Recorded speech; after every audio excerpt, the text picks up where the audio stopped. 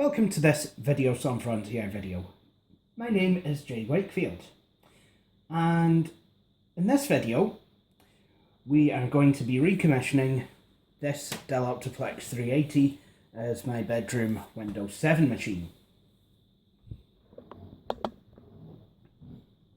Now, as some of you will know, this machine was, as recently as last week, certainly at the time of recording, being used as my server until I got the parts together to actually build it into a bigger case with an ATX motherboard that would actually fit in the case. But now that I have that motherboard and power supply and all the bits that I need to make my my actual server go, I'm once again able to use this as a desktop machine. So that's basically what I'm going to be doing.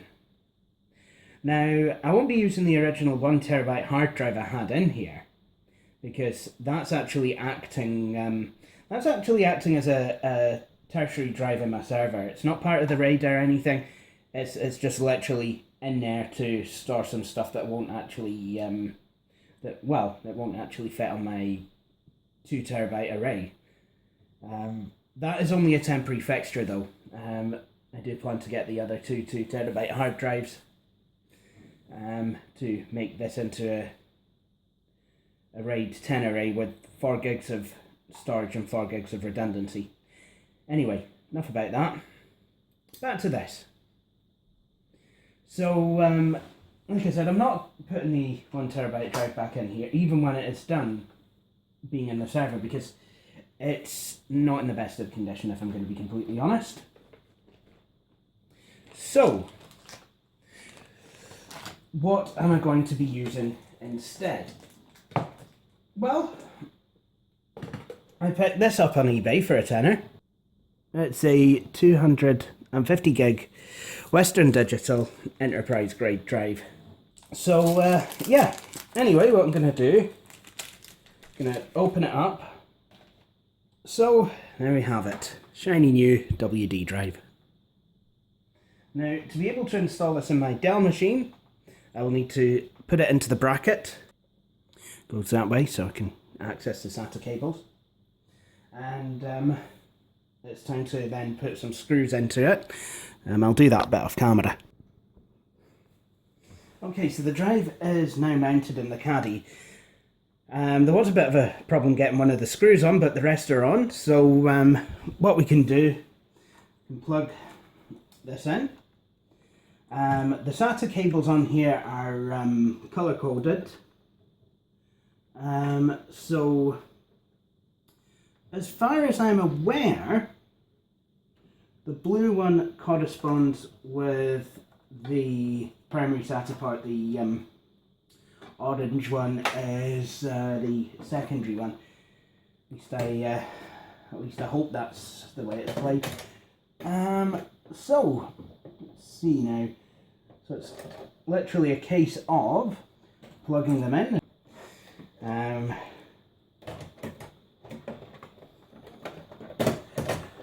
And now all it needs is to just kind of lower the drive in and then mount it just by moving the caddy towards me until it clicks in place.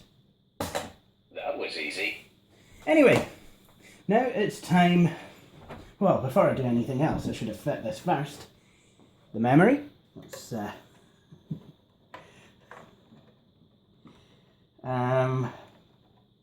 hopefully now I should be able to just, yep, lock that and that. There we go. Now the battery on this is going low, so I don't know how far I'm going to get. Just try to reinstall this memory.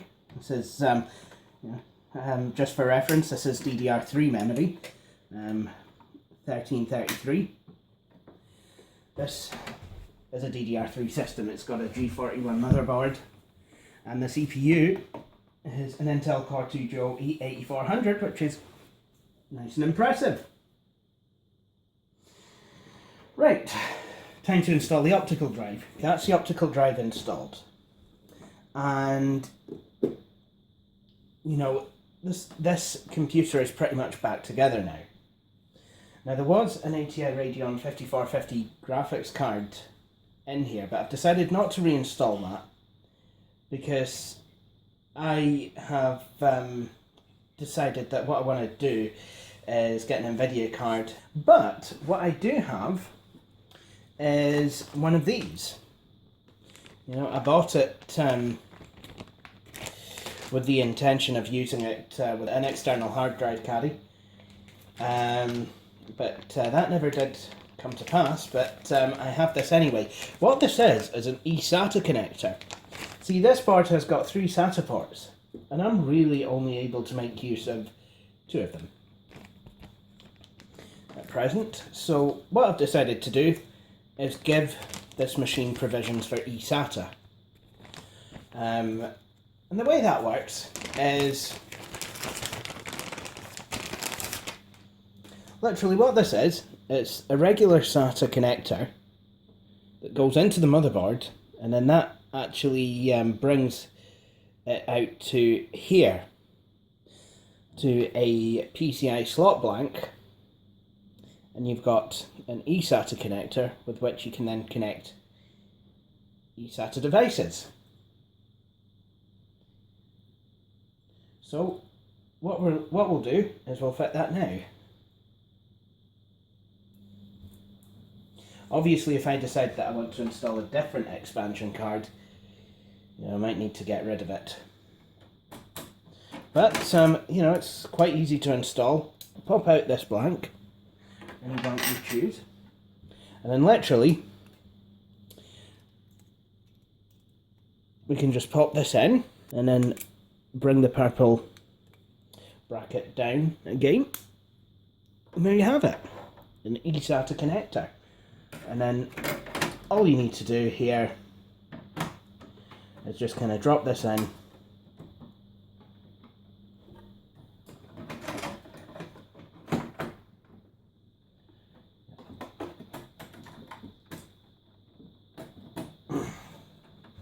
and then literally you connect it to the SATA port on the main board, and then click.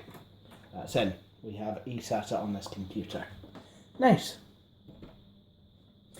So now it's time to test to see whether this machine actually goes. Whether all the drives and what have you are detected on it. So what I'll do is I'll do it temporarily on the big screen TV. I'll get a USB keyboard and I'll plug it in. Switched on the telly box, sport relief's on. The reason I go is not because I don't like the idea of charity, it's because I know what like the BBC are. If sport relief is anything like comic relief, then there's going to be a lot of money not going to where it needs to be going. Little children in need. Never trust the BBC. Let's power on this machine, see if it comes up. So now, smoke test! I'm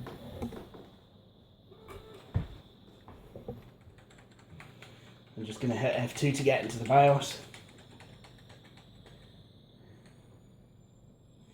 Oh look, the amount of system memory has changed, so it's detected that.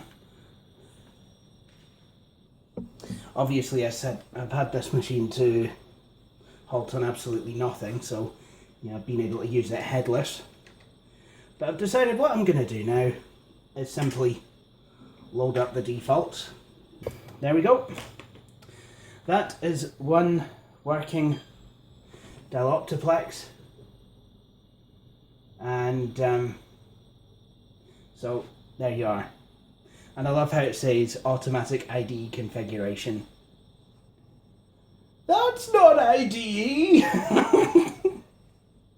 And there's no bootable device. Well, didn't really expect there to be any bootable devices. The hard drive will have been blanked. So anyway, the The Optiplex is set up. All that really remains for me to do now is add the cover.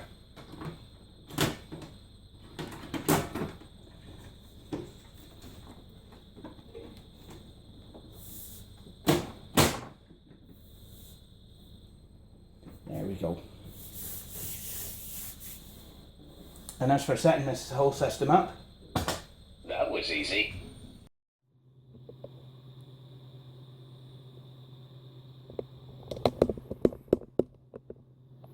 obligatory shot of Windows 7 installing there. So the machine is set up, wired up in its permanent home, and yeah, like I said, Windows is now installing. It is actually connected to the network via an Ethernet cable. This Ethernet cable here, which is part of the mess. Well folks, don't you just love a freshly installed Windows 7? I know I do. This was installed from a Dell OEM Windows 7 professional DVD. So it's obviously got the Dell branding on it. I can just show you around quickly, actually.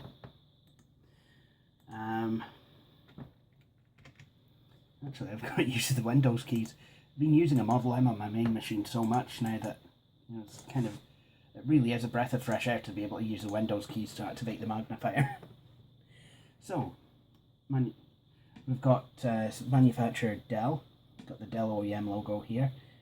4 gigs of RAM, 3.90 usable because I'm using the system's onboard graphics. 64-bit operating system, no pen or touch input is available on this display, and it's activated. So I'm just copying the drivers over. I mean, there's some drivers that I will need to install, obviously.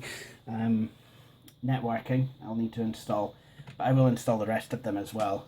Because I do like to have manufacturer drivers rather than drivers that came bundled with the OS. Because manufacturer-made drivers will be obviously a lot better equipped to handle the hardware. Today is the next day, and I've just tried playing Need for Speed on this computer's onboard graphics. It was a very bad thing to do, and I would not recommend it. So kids, make sure you try and have at least some form of dedicated graphics card to hand. Now, it looks like I'm actually going to have to bring the 5450 out of retirement and use it. So let's do that now. So guys, I've uninstalled the Intel drivers. I mean, Windows 7 came with some anyway, so it can still drive this monitor at its native resolution. But now we're going to reinstall this ATI Radeon 5450. I didn't want to reinstall it originally because I don't have a VGA connection that I can mount into one of the other PCI slot blanks, which means I have to use this, which isn't so bad, a DVI to VGA connector, but it kind of does keep my cables a bit stretched, but needs must, I guess. So what we'll do is we'll shut this down, we'll open her up, may as well do that now, I'm waiting on it shutting down.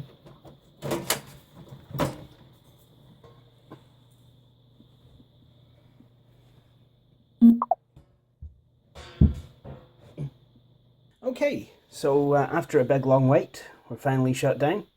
So, once again, what I'm going to need to do, well, I'll remove power from it, that might be an idea.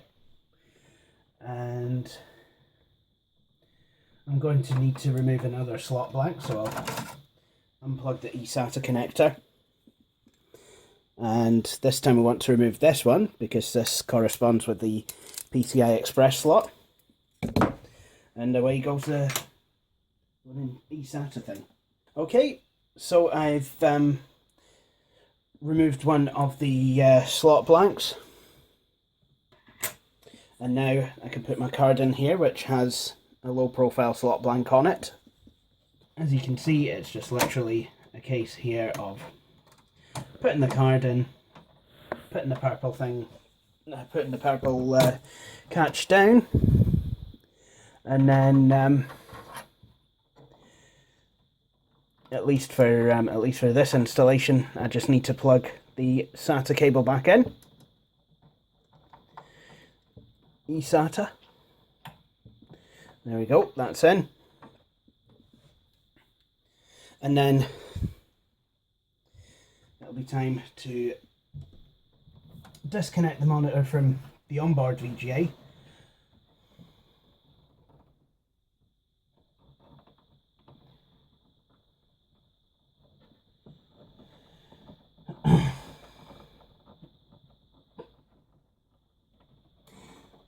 I originally wasn't going to put this card in because I wanted to put in an NVIDIA card, but hey, why not? There we go. That's that unplugged.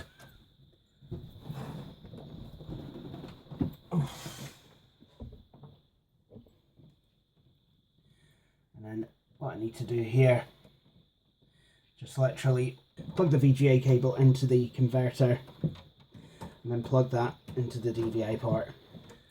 So that's plugged in. So now I think it's time to test it. Smoke test! Hang on, no. Plug it in first. That usually would help.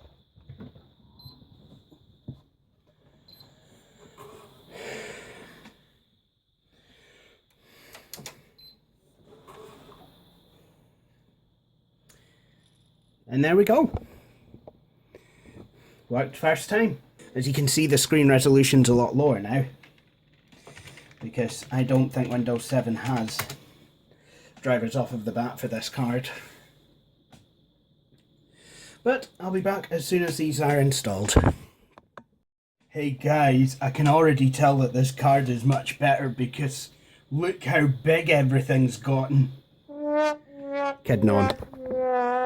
So, I've just started this driver installation, and I've got this very amusing message. AMD Catalyst Install Manager. Your display resolution is lower than the recommended resolution for installing the AMD graphics driver. Why would I be wanting to install the graphics driver in the first place? Among other things, I'd like it to be able to drive the display at higher resolutions. You really did forget to put your special trousers on. Do you want to increase the resolution for a better installation experience? Better installation experience? Look, I've been installing graphics drivers at 640 by 480 since before you were born. Better installation experience. Okay, so this machine is about finished. There's a few things I need to install on it, but with the AMD graphics card installed and most of the software installed, I thought I would take this machine for a wee spin. Literally. So what we're going to do is have a wee race on Need for Speed. Warning, I am pathetic. I know this. At the game.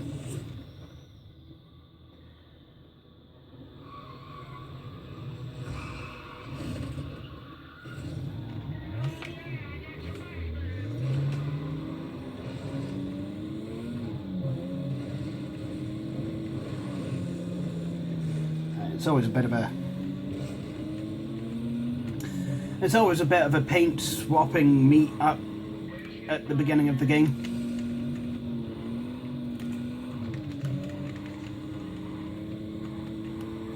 My wingman is charging up his energy, and I'll be able to use him soon.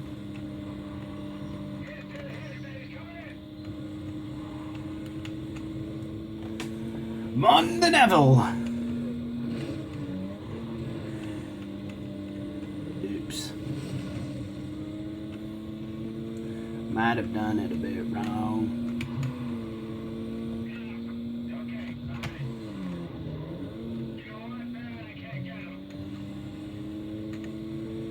That was a very good start.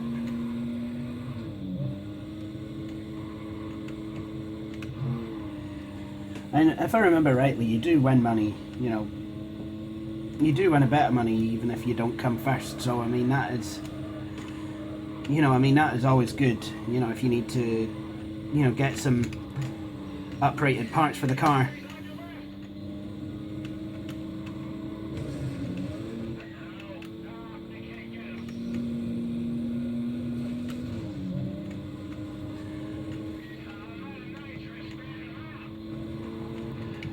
You're out of nitrous?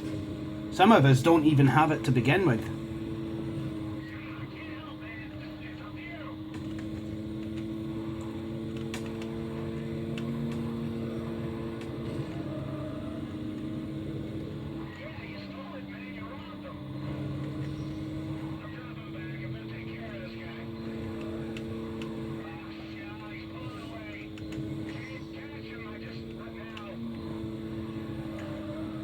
What the hell do you think you're driving, Neville? A mini metro?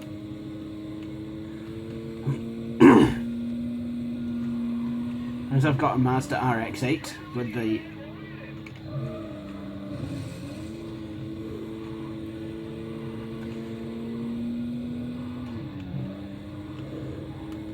And this Wankel engine is driving me forth into the blue yonder.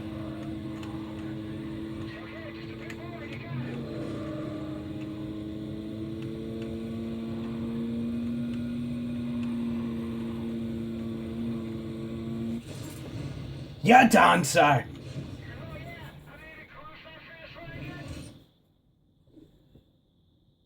I've unlocked Brakes Tier 1 Street Package. You know what? I think that is good. Brakes are good. Better stopping power means I can actually carry more speed. Oh, that's absolutely brilliant. Let's celebrate.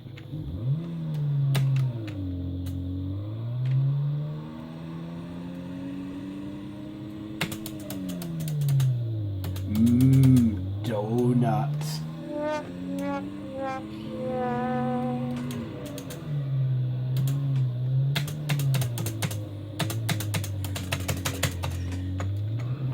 Anyway, I think this is a fantastic conclusion to this video. I hope you've enjoyed watching it. If you have, please feel free to subscribe to my channel, like Videos on Frontier on Facebook, and follow me on Twitter. But for the meantime, thank you for watching my video, and I will join you all for my next one. Cheery bye!